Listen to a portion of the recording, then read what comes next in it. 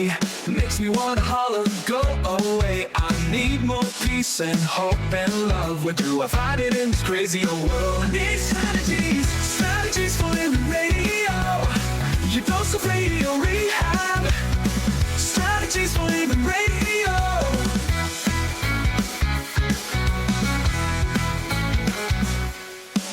Every time I listen, Lauren and David share strategies for living, and it makes me aware. I got strategies for living, strategies for living radio. Your dose of radio rehab. Strategies for living radio. Your dose of radio rehab. We need strategies, don't we? We need strategies for living. As long as we're living, that's a good thing to have. There you go. So you ready? You ready for your daily dose of radio rehab? Ooh. Yeah, I see what you're doing. You're jumping the gun here. Yeah. Who indeed? Folks, welcome. Welcome into 101.7 FM, 710 Keel. Welcome into another edition of Strategies for Living. I'm Dr. David McMillan. And the lady over there going, who? I'm not an owl. No, but you are a psychotherapist and PLPC Lauren Leon McMillan. So obviously you have read ahead and you know that we're going to talk about the world's most famous bird today. Who? Yeah. Sorry, I had to. Flaco. He is a Eurasian, or he was a Eurasian eagle owl. Mm-hmm. And a lot of people know about his story because he captured both the imagination and the hearts of millions of followers all over the world. After he escaped from Central Park Zoo. Right. And our life strategist today knows a whole lot about this most famous bird. He is David Gessner. And you know, this is probably a lot of things, but I think that it's a great deal. I would say parable. Yeah, it's a parable of freedom and right. and wildness and maybe fitting into our urban ecosystem. You know. I think it's a meditation on wildlife and who we are amongst it all, and the freedom to decide where we are amongst it all. All started on a night in February of 2023. Vandals cut a hole in Flaco's cage, and he lived a year. We're gonna talk to David about his story today and what we can learn, what we can glean from that story. Folks, thank you for tuning in to Strategies for Living. We're glad you're here, and we appreciate our sponsors making it all possible. The Robinson Film Center, and Azalea Cleaners, and Pintail Roofing, and Learning RX, and the Balanced Life Wellness Center, and Fertitta's Delicatessen, home of The Godfather, alligator, Italian sausage, and some pretty good muffies, too. Back in a moment to meet David Gessner, our life strategist, and the author of the Book of Flaco, the world's most famous bird, today on Strategies.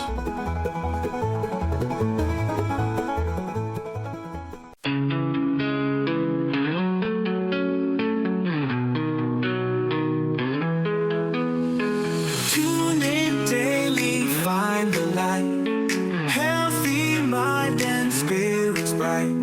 Strategies for living strong. Feel the vibe, it won't go wrong. Body moves and soul align. Catch the rhythm, feel the time. Radio rehab every day.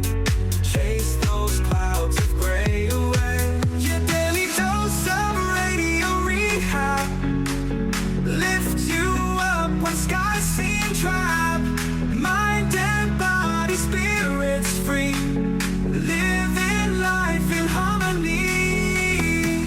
And welcome into Strategies for Living. Lauren Leon McMillan, David McMillan.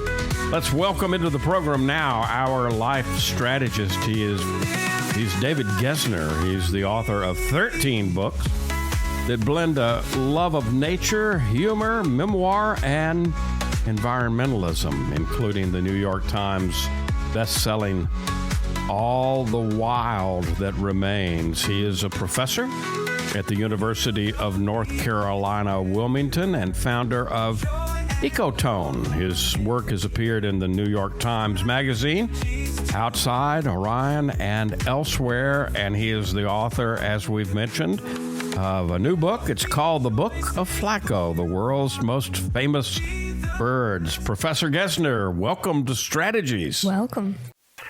Thank you, David. Thank you, Lauren. I'm happy to be here. I was listening to your song, and I've got some new ideas already about what Flaco means. I love it. I love it when a plan comes together. We might mention That's right. that our listeners might hear some bird sounds because you've actually had to work you've had to drive away from your home to do this interview to find a hot spot for us, right? Exactly. Well, we caught the tail end of those horrific tornadoes that came through. We were the last stop because we're on the coast in North Carolina. Yeah. So it wasn't as bad here, but the sun just broke through appropriately, and we might get a little Carolina wren. And I hear a mourning dove also, so I like it. Get some birds. I like it. I think that's an appropriate audience. Absolutely. That's absolutely. Right. Okay, so David, let's, we said in the intro that a lot of people, millions of people, really came to know Flaco especially after he was he escaped. Well, yeah, he was the Vandals cut through, but then he had to do his thing and get out of his cage. Right. And he lived a year out and about, and man, what a year it was for him, huh? Yeah, and what I was thinking about, it's interesting. We call them vandals. We might call them liberators as well. Right. Because he was in a tiny cage by himself. Space is at a premium in New York City, and that's true in the zoo as well. Yeah. So his cage was pretty small. Somebody or some people snuck in at night, avoided the cameras, used a grinding tool and cut an owl-sized circle in the cage, and he came out. Since he'd lived in captivity his whole life, he could barely fly. Right. He'd never been heard hooting, and he made his way slowly down Fifth Avenue. They tried to capture him in a cat carrier. Now, this is the biggest owl in the world. Maybe Blackiston's fish owl is competitive, but it's much bigger than our great horned owl. Right. So he didn't fit in a cat carrier, thankfully. He made his way down, and he spent a night in a tree outside of the Plaza Hotel and flew into Central Park the next day, where a dozen or so birders started watching him. Right. The next day, 100 birders and a dozen or so media watching the birders. And one guy, David Barrett, who started posting his position, wherever he was, his location, online. And within 2 weeks, he was all over. People in Scotland and Hong Kong were watching him. He was worldwide via film. A worldwide phenomenon. Now, what initially drew you? What initially drew you into the story of Flaco? Well, the thing is, my daughter. I live in North Carolina, and my wife's a writer also, and she wrote a great novel called The Christie Affair, about Agatha Christie's missing 2 weeks. Oh yeah. And our daughter, somewhat to our chagrin, decided to go to NYU, and so suddenly she was in New York.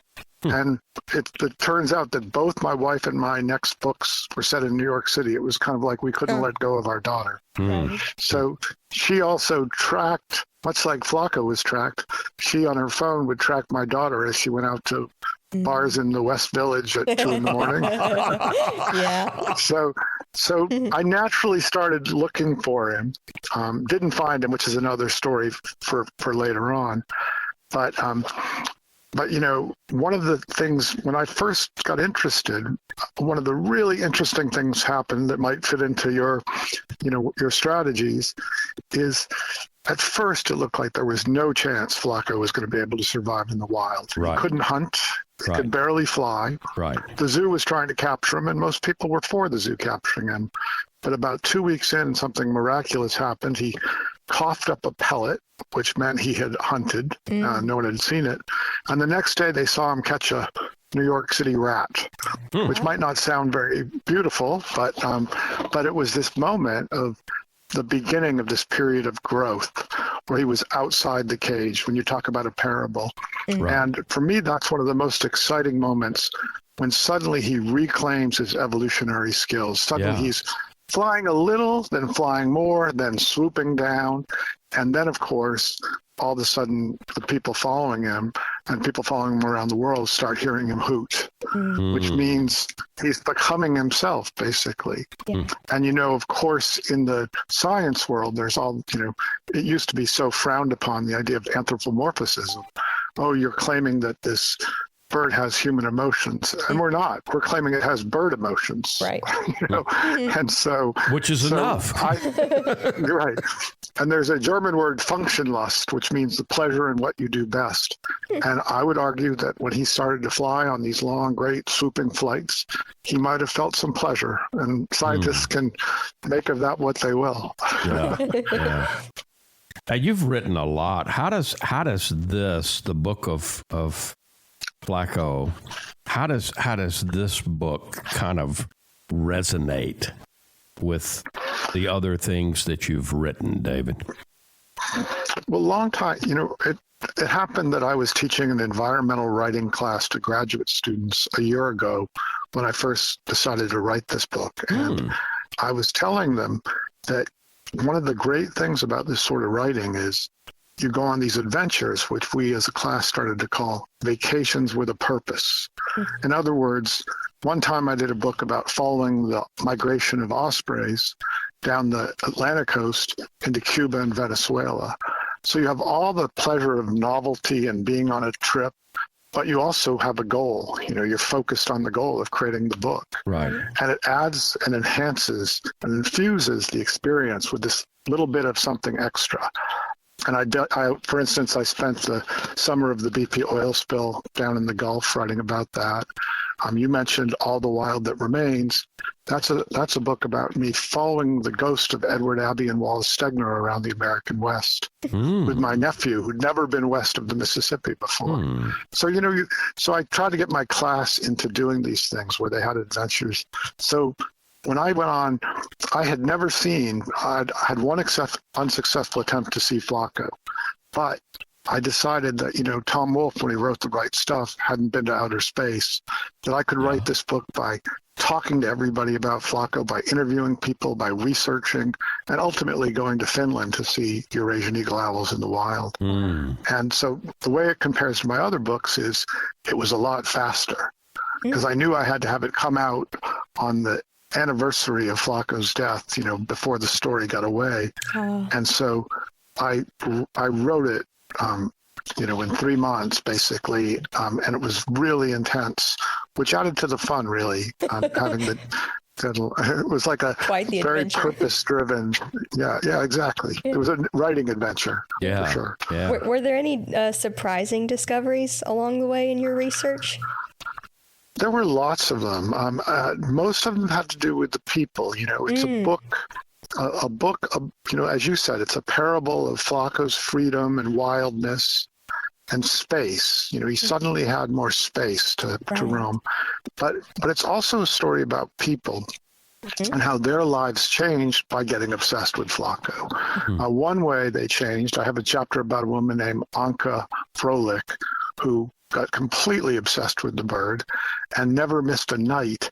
So her days would really start at flyout, which is the time in the evening when an owl takes off to do its nocturnal hunting. Right. So she'd get up to Central Park and she'd stay till 1 until the park closed. And, it was a little dangerous to do that as a woman on her own, or a man on your own. But she didn't do it one night, and he did something extraordinary, and she regretted it. And so she said, never again. I'm going to go up every night. And so her, I think when you get obsessed with something, there's an excitement and a thrill, and there was a true sadness, when that time ended, when Flaco died. Yeah. So Sorry, I went from excitement to more morbid point. don't apologize. That's I life. love it. That's why you're a life strategist, David. And you've, in the first, we haven't even finished the first segment, and you've already earned your life strategist stripes. Yes. Yeah. Yeah. Do I get a badge, but maybe? Oh, you get a certificate and everything, Awesome. Great. Yeah, and some juicy fruit gum to stick it on the wall. Very good. Yeah, Awesome. I want to come back, and we're about to break, but I want to come back and pick up on, this idea that Flaco became a symbol. That he became a symbol of both freedom, but also of resilience. Very much so. Maybe we could come back and talk about, well, what does his journey, tell us about our own relationship with wildness, if you will, and nature. Wonderful. Yeah, let's do that when we come back. Okay, sounds good. We're talking to David Gessner today. Now, folks, the book is the Book of Flaco, the world's most famous bird. You can find it out from Blair, wherever you buy books, and I hope you will. But before you run out to your favorite bookseller, stay here with us because we've got more to learn from David Gessner. He is an enthusiastic life strategist with us today here on Strategies for Living. We'll be right back.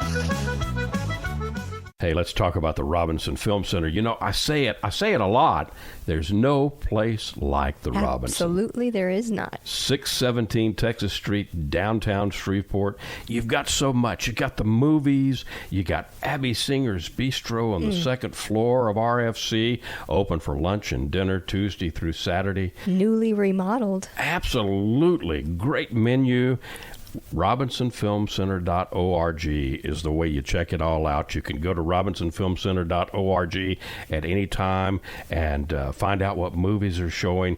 Here's the deal. You want to join the crowd, join the fun, become a member. When you become a member, you become a star. You get discounts on movies, you get concession upgrades, you get bistro deals. RFC, 617 Texas Street in downtown Shreveport. I'll say it again. There's no place like the Robinson. There is not, and I'm glad we have one right here. Absolutely. The RobinsonFilmCenter.org. Reading begins not in the classroom, but in your child's brain. I'm Dawnisa Walker with Learning RX Shreveport. If your child struggles to read, maybe he or she has trouble focusing or comprehending, Learning RX Shreveport offers a science solution to reading problems, working one-on-one with your child, targeting his or her reading skills. Today, call Learning RX Shreveport. Make an appointment to have your child assessed. I know you want to help your child, so does Learning RX Shreveport.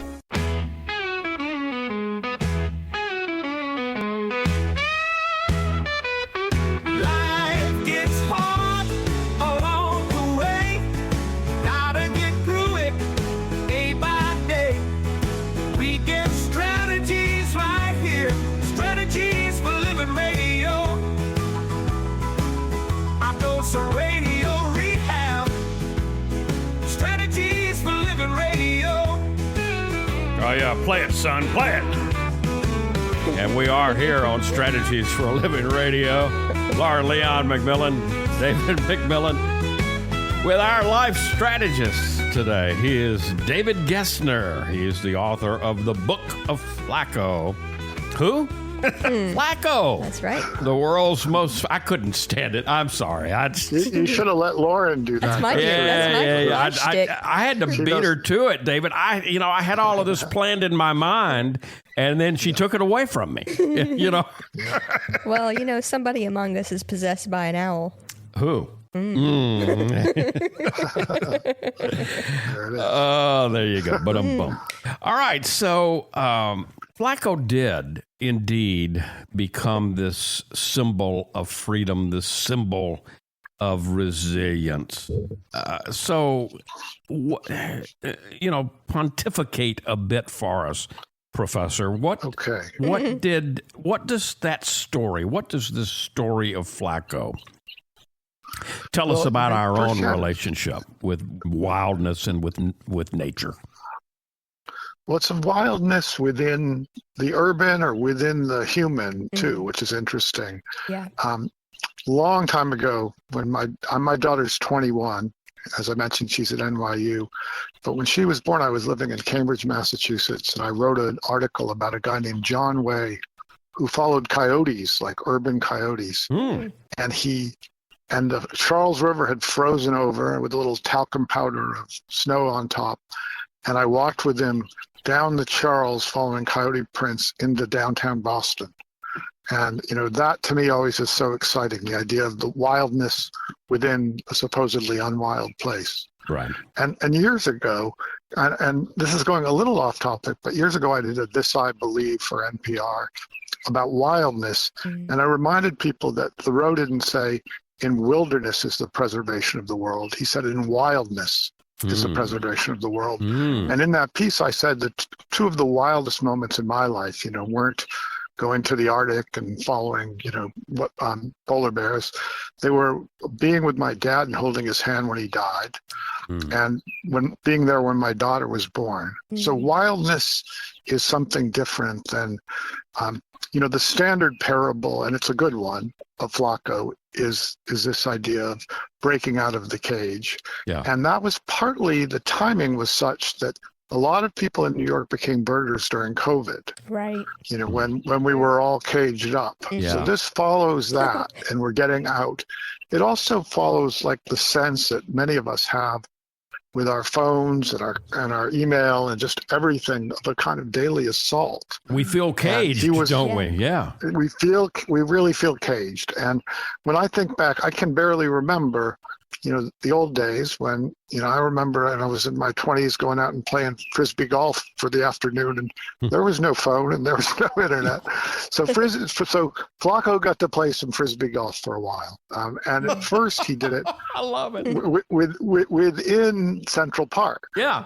So, and some of the wildernesses in there aren't so different than the steppes of Eurasia where he was native. And that's where he first went. I try to do three things in the book, or more than that, but three things where I tried to inhabit Flaco and write from his point of view, write from the obsessed people, but also to think about this greater parable. And I think wildness is surprise. Wildness is being momentarily taken out of our own lives, off of the hamster wheel in our heads. That's one of the reasons I love birding. Yeah. Is there are little moments. I don't mean birding like making lists. I mean being out there and seeing, something wild. Yeah. In the moment, and when they fly off, something, your brain kind of flies off with them for a minute. Right. So, there's a great story, in the Flaco story.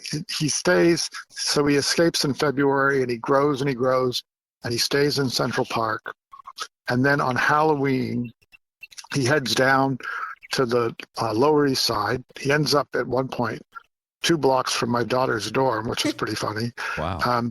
And on the way back, he stops at Fifth Avenue on a 13th floor apartment of a woman named Nan Knighton. And she's a Broadway playwright, not a birder, not a wilderness person. Yeah. And all of a sudden she's walking through her kitchen and she sees 2 huge orange eyes staring in her. And it's Flaco on her fire escape, staring in for 3 hours. Oh my goodness. And she felt like it was a life-changing event for her. She was, like I said, she didn't consider herself a bird person. And then she got up at 4 a.m. and started writing about Flaco and couldn't stop thinking about Flaco. And a month later or so, at Thanksgiving, her daughters were there and they kept looking over at her and pointing. And she said, "What? What?" And one of them said, "You sure talk about that bird a lot." And I think that's all of New York, or not just New York, but beyond New York. People got into it, got kind of a fix, a wildness fix from, and then they couldn't stop. They wanted to know what he was doing, and we're surprised by him, because once he became an urban bird, he would show up on people's air conditioners or their fire escapes and shock people. Yeah. Is there any sort of parable, do you think, in his death as well? Well, I think there is, because, a lot of people have asked, what would you choose of the two, right? Because he's 13, or he turns 13 and he dies before he's 14. In a weird thing, I didn't find this out until after I'd been working on it a while. We were both of our birthdays are March 15th. Oh, wow! Beware the odds of March. 2 days. Beware the odds of March, and he dies. And people ask, would you choose the 1 year of freedom? Because he could have lived another decade in the cage. And, I'm on team freedom all the way. And it's hard not to be. I mean, I think most everybody came around to that, though at first people were saying he should be back in the zoo. Right. But to answer your question, he ends up dying. The newspapers and the New York Times just consistently got this wrong, but the newspapers claimed he died because he flew into a building. Right. Now, 1 billion birds a year fly into buildings migrating and die. So it's a horrible thing. Right. And because people got that wrong, the Flaco law was passed, which means turning lights off at night in the government building. So good. I'm glad they had that misconception.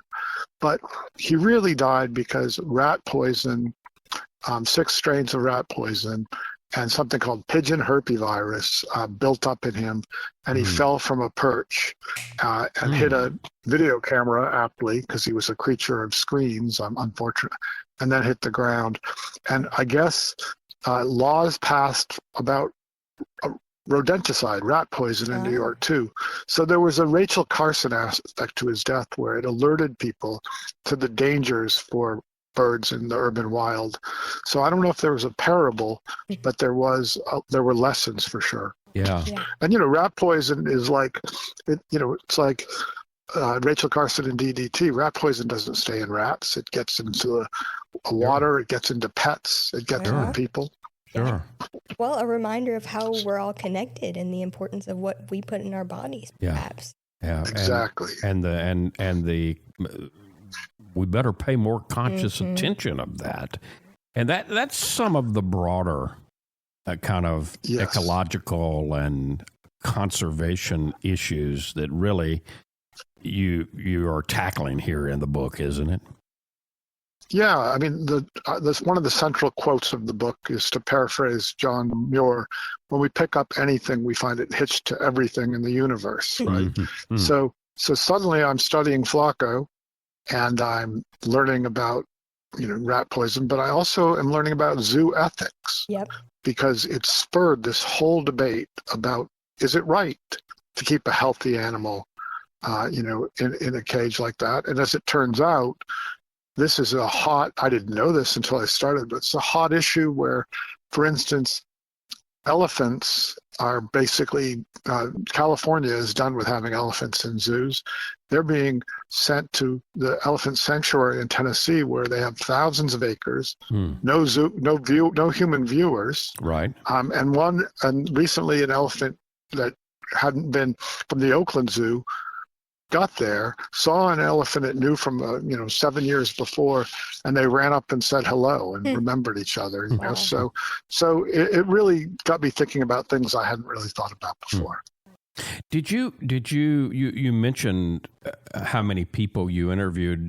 Did you? I guess you must have spoken with a lot of birding folks, birding experts, if you will. Yeah, and I did, and and there was kind of a split in the birding community, where kind of the old school hardcore birders objected to the revealing of Flaco's location during the day through the internet. Yeah. But I was at first pretty much in that camp. But then I started to see the community that was developing around Flaco, and it was really kind of touching, and they really, I mean, at first I was a little skeptical that they were mourning when he died, But in the end, I was like, they were really mourning. They really felt a deep loss. Mm-hmm. And so I interviewed amateurs, I interviewed kids, I interviewed experts, and tried to get everybody's different takes on Flaco's year. What was the biggest challenge for you? It sounds like you had a ball. Sounds like you had fun. I had a ball, and it was years ago when I wrote a book about ospreys called Return of the Osprey. I got my first book advance, so I quit my job. I think I was working at a bookstore. And I spent 8 months studying the birds and watching the birds. And then when they migrated south, I blasted out a draft of the book, right? And so that was kind of my template. I was going to do that in small. So my biggest challenge was holding off on starting writing and then having to write so quickly to have the book done only a couple of months later. And I missed some things, I'm sure, because it was done at high speed, but that was part of the excitement. Well, maybe you missed some things, but I tell you what turned out was a pretty doggone good book. Yes. The Book of Flaco, the world's most famous bird. David Gessner is its author, and he is our life strategist today. You got to get this book, The Book of Flaco, and we've got more. We've got more to learn from our life strategist, Professor David Gessner, today here on Strategies for Living. Don't go away. We'll be right back. From the bayou to your table, we're keeping it alive with flavors from the family passed down to survive. The Godfather's here with a twist in the tail. Alligator Italian sausage, and it sure won't fail. It's the boss of the bayou, a taste you can't refuse. Italian tradition, Cajun infused. Godfather sausage, bold and true. Padres bringing the bayou to you. Get the Godfather Alligator Italian sausage only at Fertitta's Delicatessen, 1124 Fairfield Avenue in Shreveport. Pick up a Muffy while you're there. The Godfather Alligator Italian sausage. It's a taste you can't refuse. Sold only at Fertitta's, 1124 Fairfield Avenue in Shreveport. Dealing with stress, pain, feel like you're running out of options? When your life is balanced, wellness is a given. True wellness is holistic. It's about the mind, the body, and the spirit, all in balance. Now, there's a place right here in Shreveport that's all about helping us achieve peak mental, emotional, and physical health. The Balanced Life, 117 Kings Highway, right next door to Strawn's. Come see and feel the difference getting your life in balance can be. Many of your friends and neighbors have already learned the difference less stress and pain mean in their lives. You can book a discovery session right now online, thebalancedlife.us. All you've got to lose is stress, pain, or maybe both. Come see and feel for yourself the real difference balanced wellness makes. The Balanced Life Wellness Center, 117 Kings Highway in Shreveport, next door to Strawn's, thebalancedlife.us.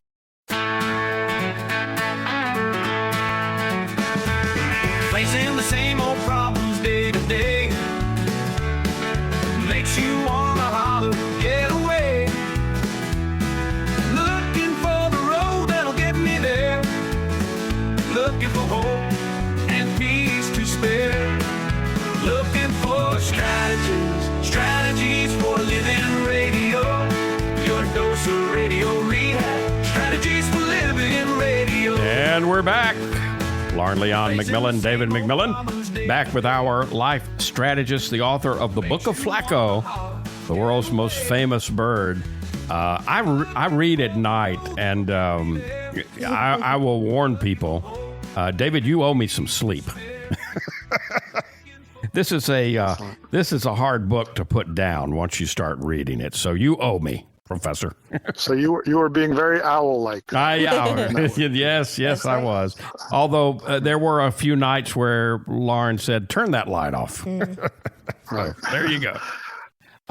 Okay, so yeah, I'm wondering out loud, and I'm wondering if you've wondered, what if Flaco had lived longer, do you have any idea, any thoughts about how his story would have evolved? Well, we have actual living examples of that, because in Europe, where Eurasian eagle owls are native, we still have them, nesting in Spanish cities. I was in Helsinki, where they were famously nesting in signs above stores and buildings. In fact, they objected to me calling Flaco the world's most famous owl, because hukaja, that's the name for eagle owl in Finnish, Right. A hukaja flew to the goalpost, the soccer goalpost, during Finland's qualifying match against Sweden in 2004, and then it flew to the other goalpost. And to this day, their soccer team is called the Hukaja, the Eagle Owls. So they're like, we're more famous. Yeah. And really for me, that's where my story ended, where I finally said, it's great that I'm studying this bird, interviewing people, recording people, learning the natural history, but I've got to see a bird. And so I flew over to Finland in August. After I'd really finished the draft of the book, I would end up putting this in the book, but I thought I was done with the book. Right. And weirdly, a Finnish author had visited me a couple of months before, and he was my guide, and he set me up with this kind of shaman figure, Heikki Willamo, who took photos in a place he called Eagle Owl Hill in Finland. And on my second day there, he brought me up to a cliff. And I was, I'd been worried, I'm going to go for Finland. I'm going to not see an owl. But on the second day, he brought me up, and there was one 20 yards away up in a tree. And as I say on the first page of the book, It's hard to win a staring contest with an owl. Mm-hmm. He was just staring down at me. Yeah. And then as it got dark, and this is the top of the world, it's 10:30 at night, 11. And when it gets dark, he swooped down right in front of us and headed down into the valley below.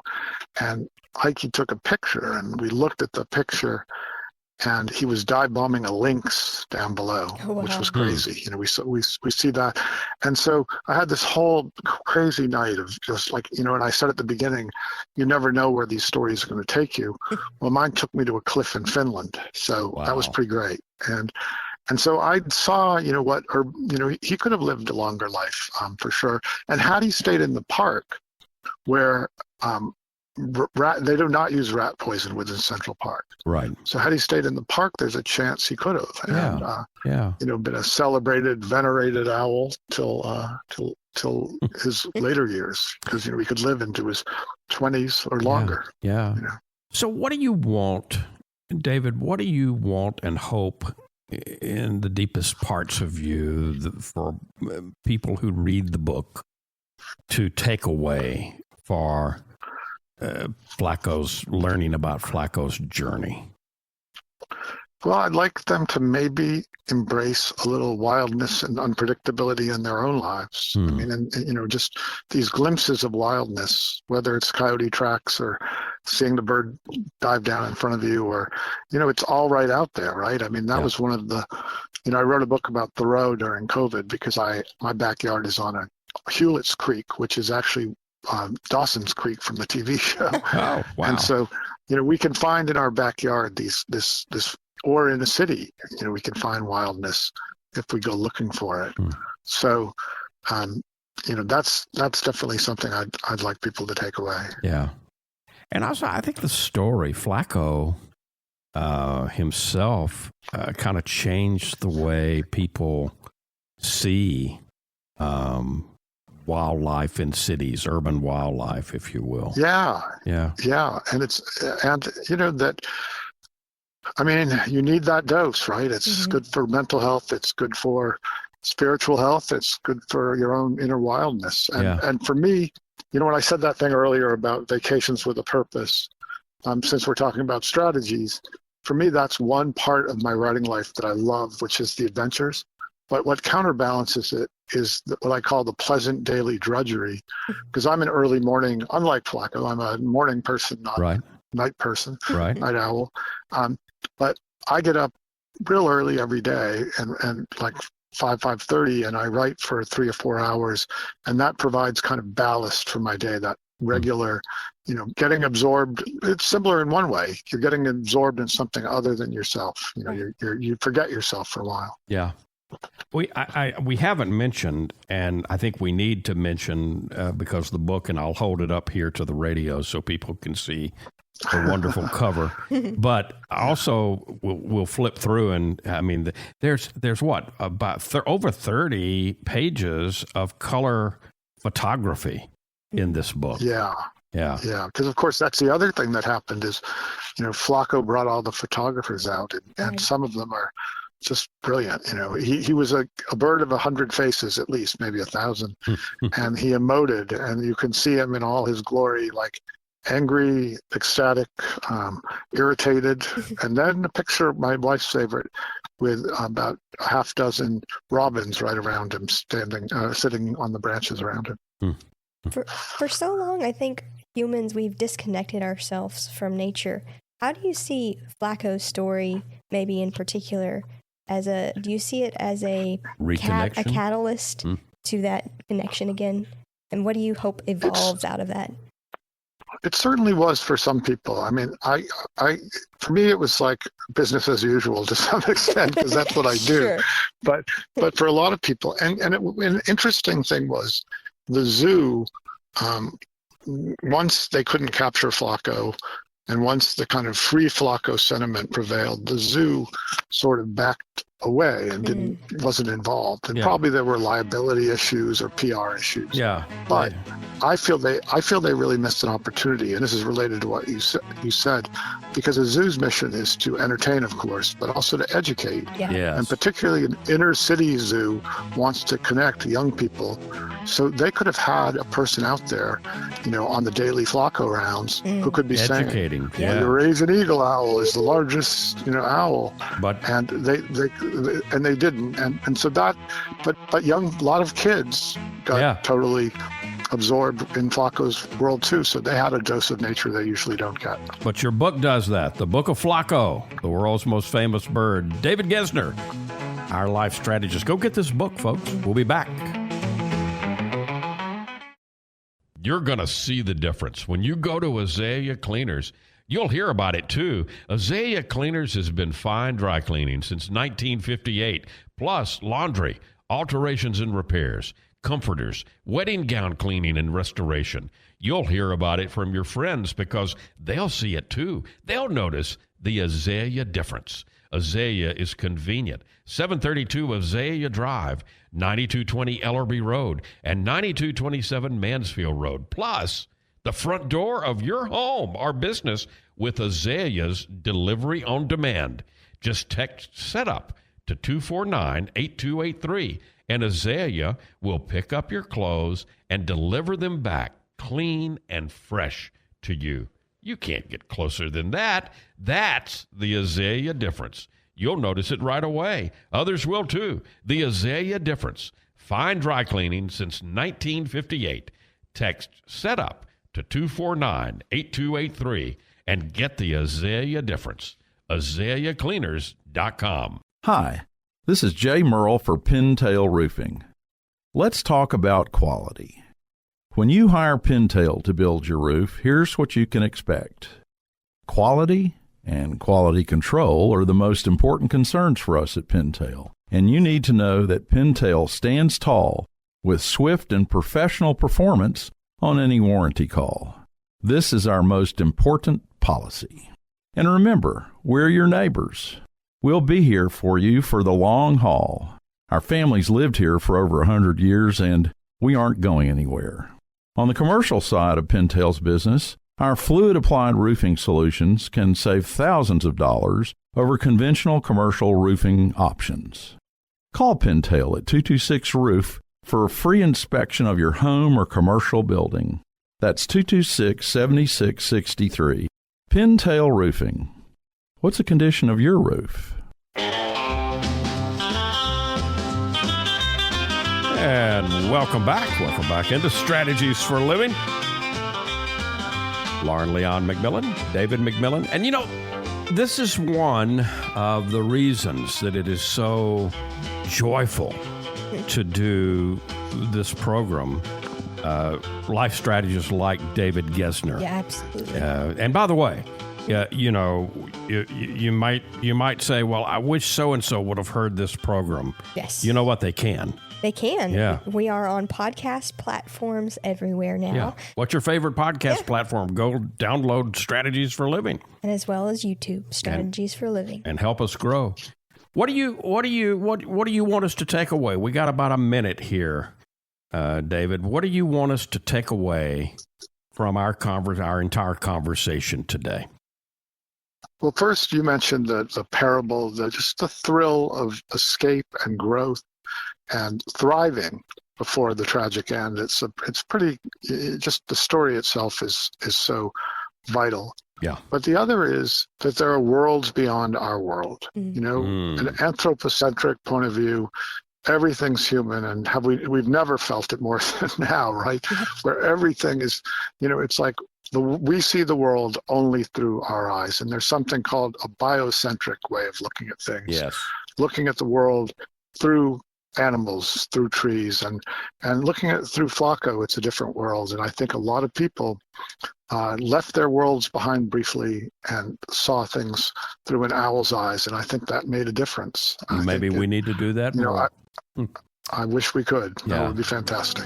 David, thank you so much for your work, and thank you for this book. Thank you for being a great life strategist today on Strategies for Living. All right, and I'll wait for my badge. I hope it comes in the mail. It's coming We'll send it your soon. way. We'll send it by owl. There you go. Folks, thank you for Potter tuning style. in. Thank you for tuning in to Strategies for Living. We appreciate you being with us, and we appreciate our sponsors making it all possible. The Robinson Film Center, and Azalea Cleaners, and Pintail Roofing, and Learning RX, and the Balanced Life Wellness Center, and Fertitta's Delicatessen, home of the Godfather, alligator, Italian sausage, and some pretty good muffies too. If today were the last day of your life, you only had one more phone call that you could make, who would you call? And what would you say? And why are you waiting? Make the call. For David Gessner, for Lauren Leon McMillan, I'm David McMillan. See you next time right here on Strategies for Living.